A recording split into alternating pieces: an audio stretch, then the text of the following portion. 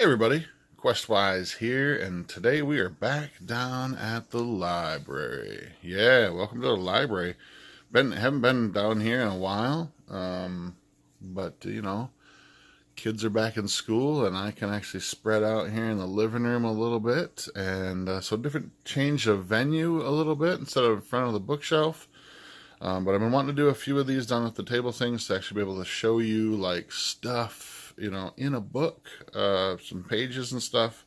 Makes it a little easier when I'm doing this here on my game mat, which I'll put a link to down below. This is by, oh gosh, N3 Art is what this is from. Nolan Nasir's artwork stuff. If you get a chance and you love playmats like I do at a table, this stuff is fantastic. The artwork is beautiful, very high quality, very nice material. But I put a link down below for this kind of stuff as well too. But today I want to talk about this. So first off, I was introduced to these guys a couple of years ago at a place called Grand Con in Grand Rapids, Michigan. I saw that they had a Kickstarter out for this world called Aetaltis. It was going to be a new campaign setting from a company called Mechanical Muse, and I had sort of sent out a bunch of things, talked about the Kickstarter itself, and when I got to the convention, I got to meet Mark Tassin, who's the guy in charge of Mechanical Muse, him and his crew, and I was able to snag a copy of their short story collection, which was called Champions of Ataltis, and I was blown away by the quality of the authors writing the stories in that book. And we're talking about people like Ed Greenwood, and we're talking about people like Elaine Cunningham, names who have been known throughout fiction-wise in the Forgotten Realms and other D&D material and stuff as well. And so I noticed that there is being a big push on the Mechanical Muse website as well as the Facebook page on their push to bring Ataltis to a 5th edition, a Dungeons & Dragons 5th edition setting. And so I talked to Mark a little bit and was able to snag a copy of this, which is the Heroes of Thornwall. This is a campaign starter book, which is kind of an interesting thing to call a book. Rather than just a campaign book or a setting book, this is a campaign starter book. This is for Pathfinder, as you can see down here. This is for the Pathfinder setting. But they are currently working on the 5th edition version of this setting, and we'll get into more of that. I'm going to do a kind of a mini series, as it were, with this with Ataltis, only because I love the setting. I think it is beautifully rendered. I think there's some really exciting things about this setting that I have not seen in other stuff to date for 5th edition and or Pathfinder. But I'm not going to review this as a Pathfinder product, because I know Pathfinder's going through its sort of upgrade into 2nd edition and stuff now. So I'm not going to review this as a Pathfinder book. I'm just going to review it as a setting book, or a campaign starter, as they call it. Now, this is a print-on-demand copy through DriveThruRPG, and as such, the construction of the book would be what you would expect. It is... it is a print on demand. You can see it's a glued binding, which, not my favorite, but I understand that's how print on demand keeps its costs and stuff down. But the people at Mechanical Muse have done an amazing job with the artwork and the layout of this book. And you can already see that this artwork is utterly amazing. The layout of this thing is beautiful. And you'll see on the interior just how wonderfully this thing's been laid out and constructed and stuff. So the back of it, very, very professional looking. Looks, not like a print-on-demand book at all. In fact, you would not even know it until you actually held it in your hands and you could feel it. But let's go to the inside a little bit. I want to show you some of the other beautiful stuff inside here. So in here we get the credits. I'm not going to go through the entire book. I just want to show you some highlights and stuff. I do want to show you some. I mean, the layout in this is totally professional. But here, look at this. Full color throughout the entire thing. Not glossy pages, as you might expect. I've noticed a few other game companies starting to do this kind of thing too. I don't know if this is because of print-on-demand thing, but I've noticed a few other companies who are starting to do this full color interior layout with not glossy pages, and I really dig it. It really gives the page more of a... This is a very high-quality paper too. There's not a lot of bleed through at all. This is a very nice quality paper. It almost gives it a sort of like, oh, I don't know what you would call it. It's a very nice sort of classic feel, parchment paper kind of feel maybe. It's got sort of a textured background to it and stuff, which kind of doesn't produce very well in the camera, but is really nice to touch and feel. So not a lot of bleed through. So first thing in this book we're going to get is an introduction, which, you know, pretty common. Every adventure has a beginning, and so it kind of goes into a short area on the world of Aetaltis and the history behind it. Again, another beautiful artwork. I just want to say, Mitchell Malloy is the art director behind this book, and he's got quite a few other artists that have helped him out throughout this book to bring this thing to life. But man, Mitchell Malloy, if you don't know who he is, he has done a lot of work with Magic the Gathering and stuff, and done a lot of artwork for those major kinds of companies.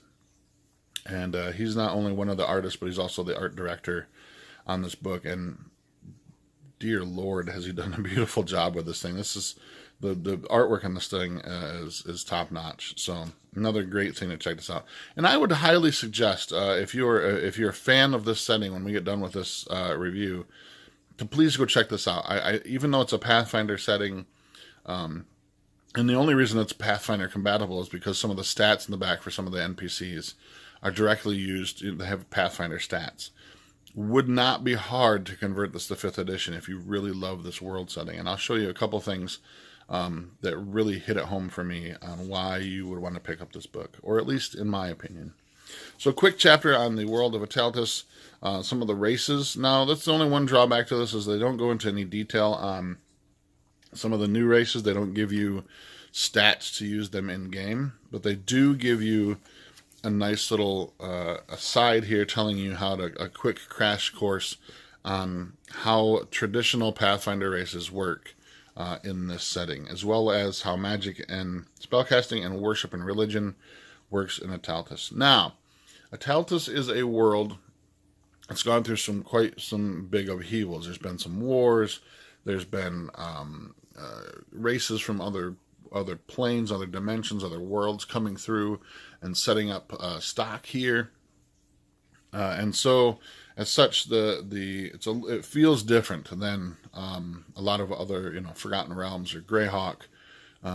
It's got a very distinct history, and that's what I really appreciate about this, is they really took their time to create a new world, and to create a distinctly feeling new world as well too. Now this game is not quite Eberron when it comes towards like steampunk or magic punk, but they do have a few more advancements than normal, say like high fantasy setting that you might already know and love. So for instance, there are clocks. The halflings have created clockworks and timekeeping. There are gears. The dwarves have created gears to run their forges and stuff. There's a high amount of glasswork, so all the buildings have, that is a known technology. Gunpowder is there as well too, but not quite to the point where you're going to be seeing gunpowder weapons. It's still very, very volatile. It's still very dangerous, but it is known. The creation of gunpowder is known. There are printing presses, and they know how to make things like glasses, eyeglasses, spectacles, and spy glasses and stuff as such. So it's a little bit more closer towards a sort of like Renaissance type setting without falling into that sort of steampunk kind of feel as well too.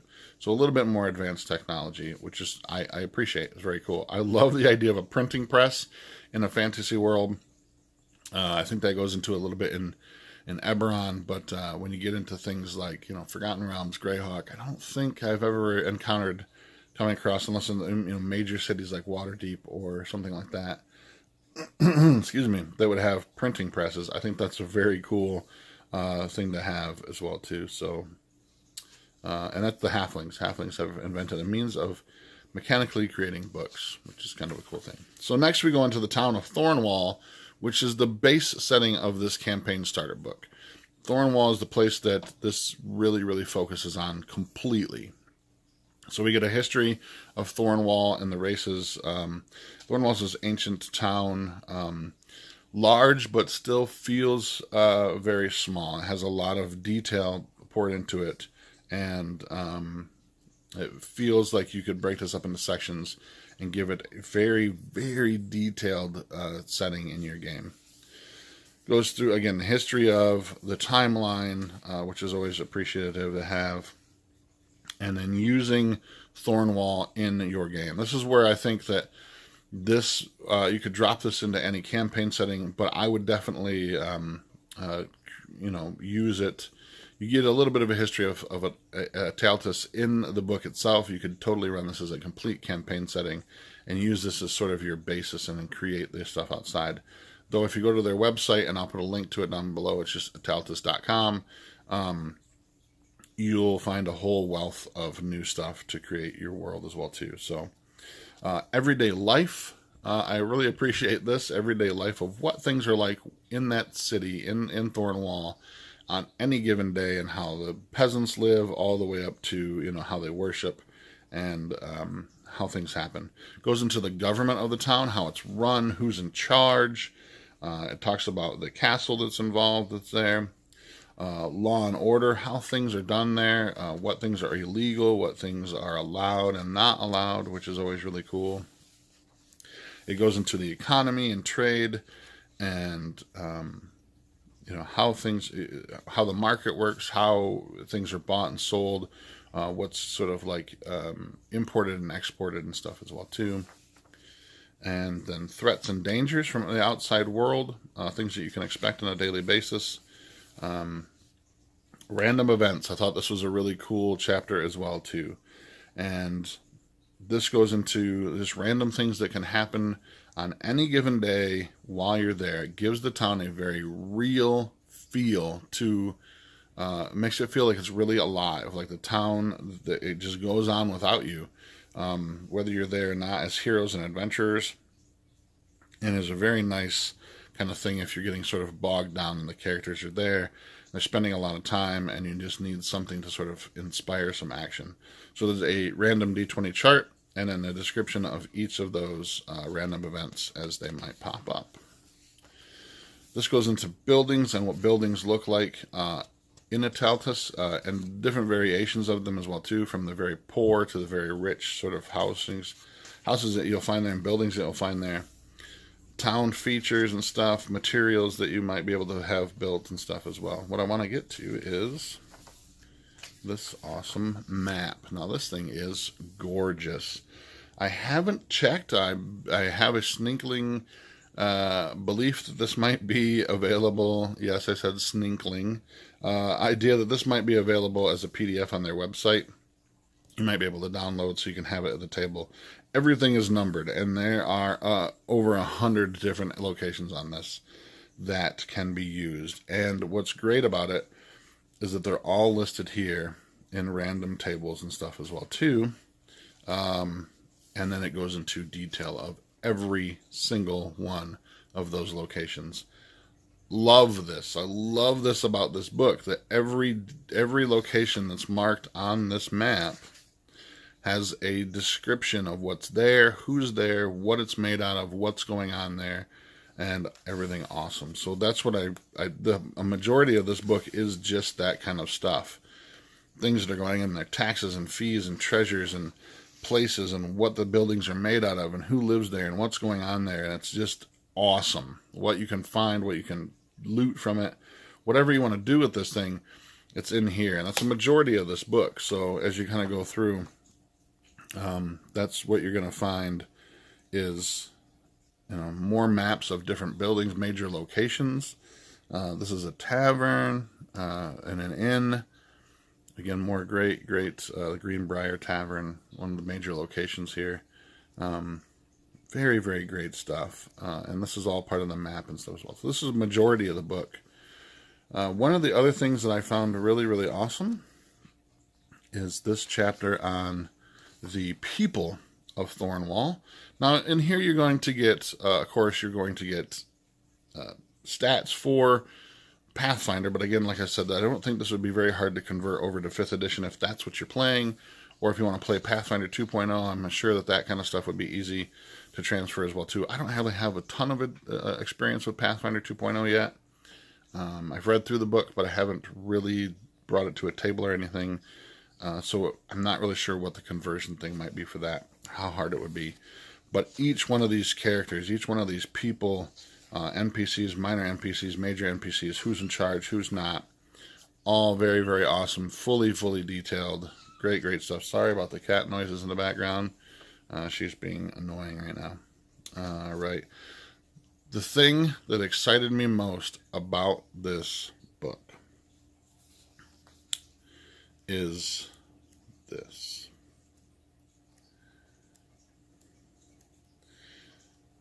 A while back, a long while back, when I was a child, I had been reading my way through the Pern novels by Anne McCaffrey. If you haven't checked those out or have never heard of those, please Google Pern by Anne McCaffrey right away and run out and grab those books. But I was reading those books, and the person that I was actually borrowing them from, when I got to about almost the end of that series, or what was available in those days, back in the mid-90s, there was a supplemental book that came out that was called The Dragon Lover's Guide to Pern. And it was just a supplement. It had short stories, it had details about the world and the peoples, and one of the things it had that excited me to no end, and I was so enthralled by the fact that it had this in there, because it really made, for me, the world feel super alive, were recipes. Honest to God recipes that you could create with everyday ingredients in your home and sort of relive that, or live in that world for a short period of time. Recipes. Mark and the people, as your folks over at Mechanical Muse, thank you for putting this section in the book.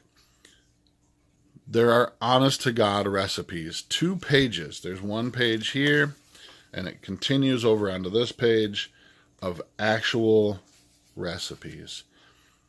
I cannot wait to use Ataltis at a table and make some of these recipes. I want to throw a dinner party in Thornwall and have some of this food available for my players to enjoy, because I really feel that that is going to make this game come alive in a way that, I've done like things before where I've, you watch The Hobbit or Lord of the Rings, where you have Hobbit-inspired foods and stuff available, but never have I done it for a role-playing game before. Maybe you have. Maybe if you've been playing along as long as I have, you've done this kind of thing. You've done fantasy-inspired foods or whatever, or world-inspired foods.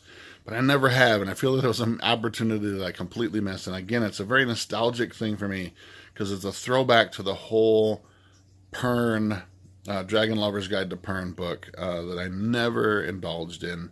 But recipes, honest to God, real world recipes. I'm so excited about this. I can't tell you how excited about this is. And it's simple things. And some of them are simple. Some of them are a little bit more involved, and depends on how, detailed or how fancy you want to go with a sort of, world inspired game session. We have everything from apple tarts to beef stew to pork pies to fresh sausage, cooked cabbage. On this page, you've got spinach tart, stewed chicken, stewed venison, wheat porridge. I'm super excited about this, okay? In addition to recipes, he's also added tavern games. You're in the Greenbrier Tavern, and you players are kind of just hanging out. Here's rules for darts. There's rules, how to score when playing darts. There are dice games over here. Real world, in-world games that your players can play. Your players, characters, that's what I'm trying to say. Players' characters can actually play to immerse them further into the world of Aetaltis and become heroes of Thornwall itself. If you get a chance, I'm going to put a link for this in their website and the drive-through RPG thing down below in the notes. Check this thing out. It's amazing.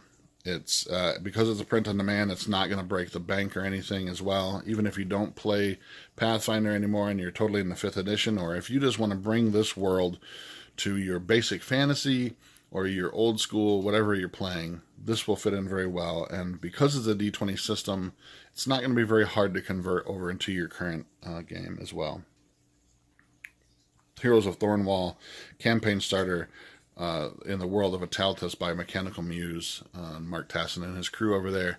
Please go check it out. I can't say enough great things about this. Next week, hopefully we're going to go into a little bit more stuff that's available on the website it's very 5th edition based type things for Aetaltis. Some really cool stuff about magic, which I'm really excited about because I love magic and anything magical in a game. So until next time, I'm Questwise, and we are out.